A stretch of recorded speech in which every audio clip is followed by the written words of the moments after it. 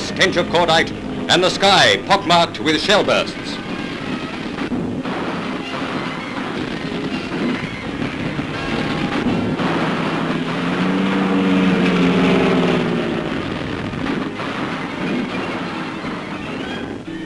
From the Ark Royal, aircraft of the Fleet Air Arm take off to join battle with the enemy. The attackers have already been split up. Nel cielo infuocato della battaglia di mezzo giugno, gli aerosiluranti italiani attaccano senza sosta i convogli britannici diretti a Malta. Dopo ore di combattimento, alle 14:15 Buscaglia decide di rientrare alla base. Ma il suo secondo, Martino Eichner, non ha alcuna intenzione di lasciare il campo. Ha appena avvistato il cacciatorpediniere britannico HMS Bedouin, già danneggiato dal fuoco micidiale degli incrociatori Raimondo Montecuccoli ed Eugenio di Savoia. Ma questi, forse pensando di aver ferito mortalmente la nave britannica, si dirigono a nord, verso Pantelleria. Invece il Bedouin, benché con un motore che funziona a stento, continua la navigazione, anche se a soli 4 nodi. È l'occasione che Eichner aspettava. Il pilota spinge il suo Savoia Marchetti SM-79 in quella direzione. Scende gradualmente, facendo attenzione a non guadagnare troppa velocità, perché questo potrebbe compromettere il funzionamento del siluro. Arrivato a 800 metri dalla sagoma scura della nave nemica, esplode la contraerea britannica che apre il fuoco con furia. È una lotta per la sopravvivenza. I colpi tracciano scie incandescenti intorno al velivolo. Altri si infrangono sulla fusoliera, facendo vibrare l'intero apparecchio. Eichner stringe i denti. Non devia. Non può farlo se vuole lanciare il suo siluro con successo. A pochi istanti dal punto di non ritorno, preme il comando. Il siluro si stacca e si tuffa fra le onde, un lampo d'acciaio che corre sotto il pelo dell'acqua come un predatore. Passano secondi interminabili, poi un boato. Il Bedouin viene squarciato. Il siluro ha colpito la paratia tra la sala macchine e la sala ingranaggi, i 2 compartimenti più grandi della nave. È come se un gigante avesse preso a calci la nave. 4 o 5 membri dell'equipaggio muoiono sul colpo. La nave si inclina, lotta, ma poi cede. In meno di 5 minuti scompare sotto le onde. Ma l'SM-79 ha subito gravi danni durante l'attacco e non può più tornare alla base. Eichner vira, osserva la superficie del mare. Guida il suo velivolo ferito con la calma di un veterano. Il minimo errore potrebbe far spezzare l'apparecchio e l'equipaggio è perduto. Ma l'aereo tocca l'acqua con delicatezza, scivola e perde velocità fino a fermarsi. Sono vivi, ce l'ha fatta.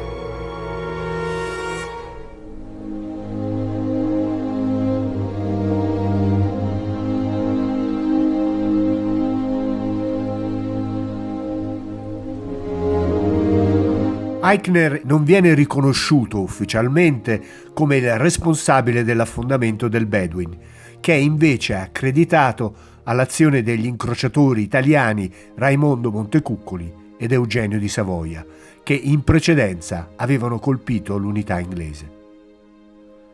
Eichner viene comunque premiato da Benito Mussolini, che si reca appositamente nella sua base in Sicilia per decorarlo con la medaglia d'argento al valor militare.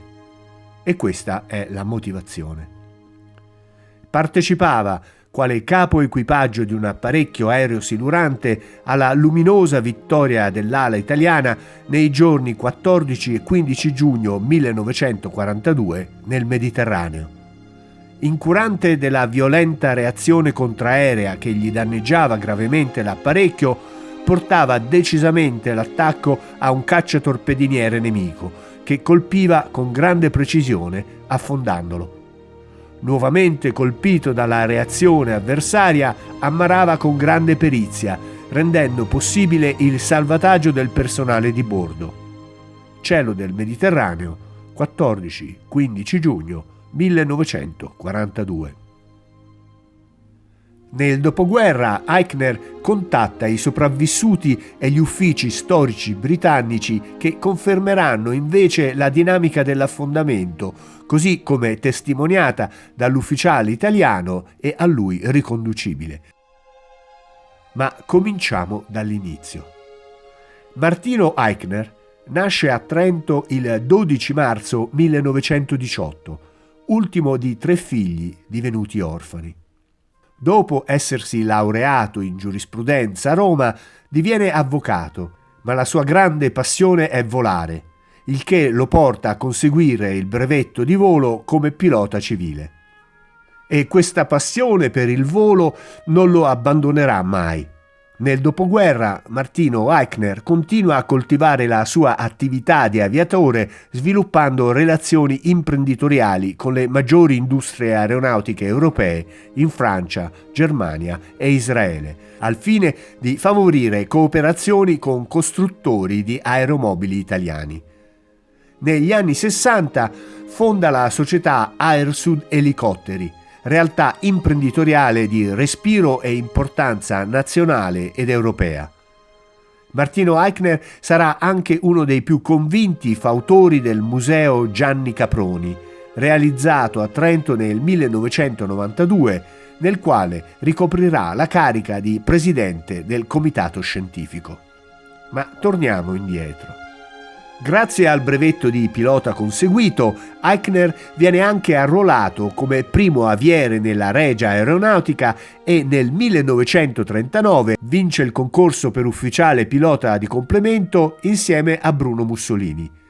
Viene così inviato alla scuola aerosiluranti di Trieste, che impiega i Savoia Marchetti SM-79.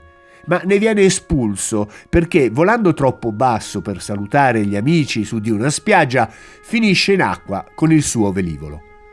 L'episodio però colpisce Carlo Emanuele Buscaglia, il comandante del 132esimo gruppo autonomo siluranti, alla ricerca di piloti temerari e specializzati nei voli a bassissima quota necessari per la specialità del siluramento aereo, le cui tecniche sta mettendo a punto in quel periodo.